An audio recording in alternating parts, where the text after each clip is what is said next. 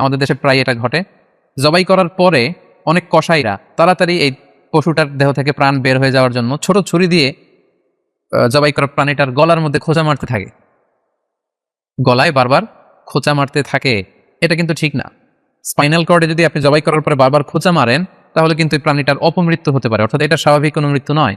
স্বাভাবিক মৃত্যু হচ্ছে জবাই করে দেয়া, এবং ইসলাম এটাকে আমাদের জন্য বৈধ করেছেন।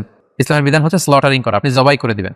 সেক্ষেত্রে আমার মনে হয় 10 থেকে 15 মিনিট যদি আমরা একটু ওয়েট করি, গরুর দেহ থেকে সবগুলো রক্ত কিন্তু বের হয়ে যাবে, ফলে এটার গোশতটা উপা দেওয়া হবে আমাদের জন্য।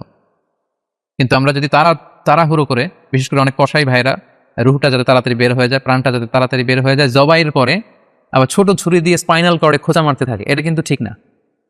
এতে করে যেটা হয়, এটা স্বাভাবিক মৃত্যু হয় না, বরং অপমৃত্যু হয়ে থাকে।